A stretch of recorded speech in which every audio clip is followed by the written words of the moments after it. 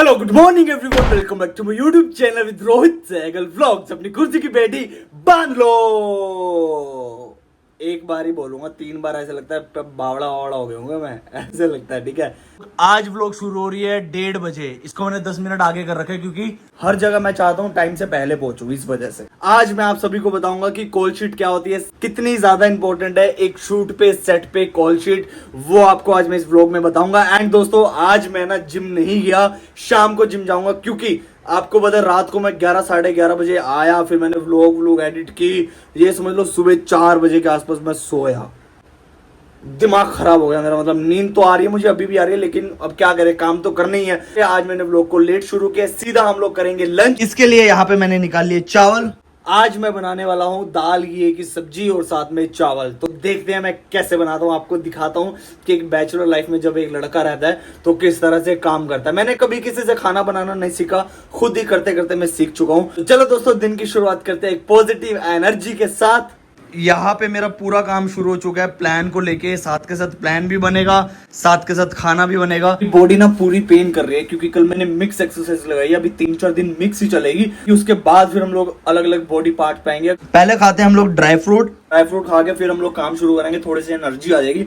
और वैसे भी पता है आपको, बैचलर लाइफ में ना मतलब रूममेट्स के बीच में बहुत लड़ाई होती है, बहुत। मैं आपको दिखाता नहीं हूँ और वो अच्छा भी नहीं लगेगा, मतलब इन्हीं चीजों को लेके होती है। भाई अभी बर्तन मैंने धोए थे, तू धो दे। अभी खाना मैंने बनाया था, तू बना दे।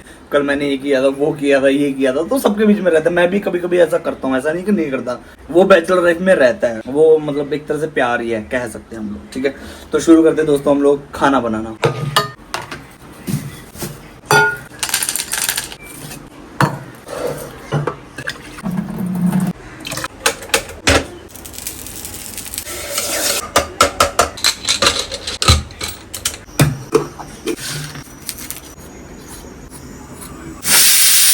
Lunch done.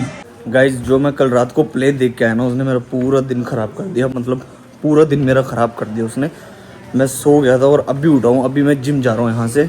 आज मैं कहीं गया ही नहीं, बाहर तो गया ही नहीं आज मैं कहीं। आ चुके हैं हम लोग पार्क में, अभी शाम के बज चुके हैं 6। जिम करने के बाद जाऊँगा डी-मार्ट शेकर लेने के लिए। अभी बाहर ऐसे सारा सामान रखा हुआ है, देखो। पहले उस तरफ भी ऐसा ही बना हुआ था, मतलब ओपन ही था, एसी नहीं था।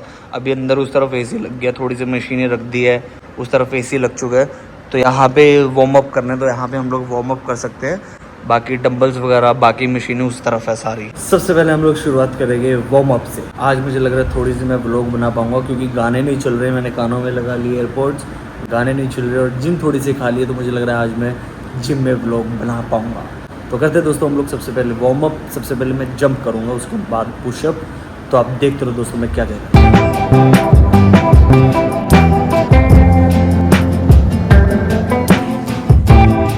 फाइनली मैं निकल चुका हूँ।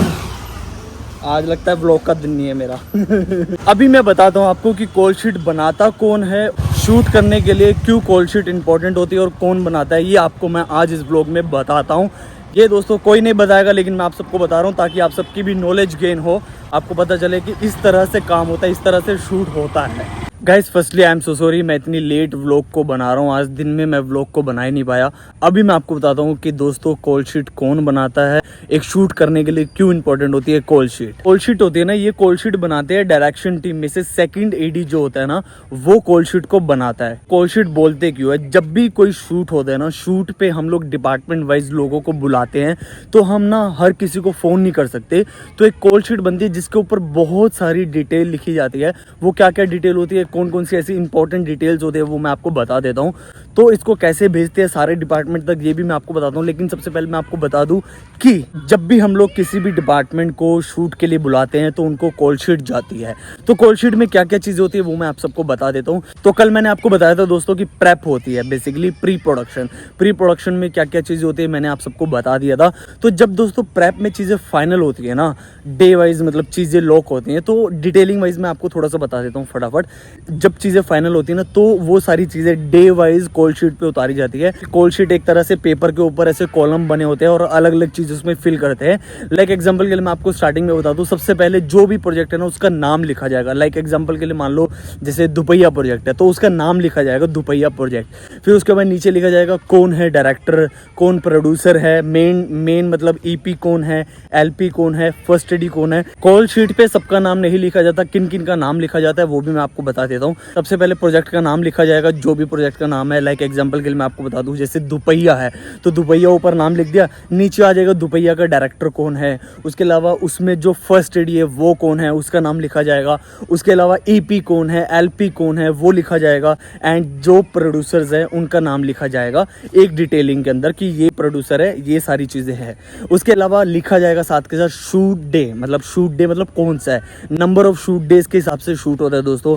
जैसे मान लो 40 दिन का शूट है तो उस हिसाब से काउंटिंग चलेगी, मतलब डे 2 है, डे 3 है, तो उस हिसाब से पता रहता है कि आज कौन सा डे है, कौन से दिन हम लोग शूट करने वाले हैं, डे 5 या day 6, as an number of days, not a script wise days. Script wise days मतलब कितने नंबर ऑफ डेज का शूट है, नॉट ए स्क्रिप्ट वाइज।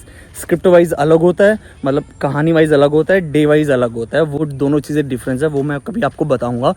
तो शूट डेट लिखी जाती है, आज ये डेट है, इस तरह से।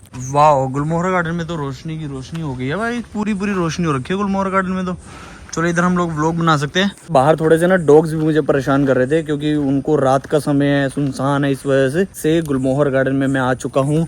पहले से अच्छा हो गया, रोशनी हो गई है पूरी, नहीं तो अंधेरा रहता था पहले। तो यहाँ पे मैं व्लॉग को बना सकता हूँ आराम से, कोई दिक्कत नहीं है।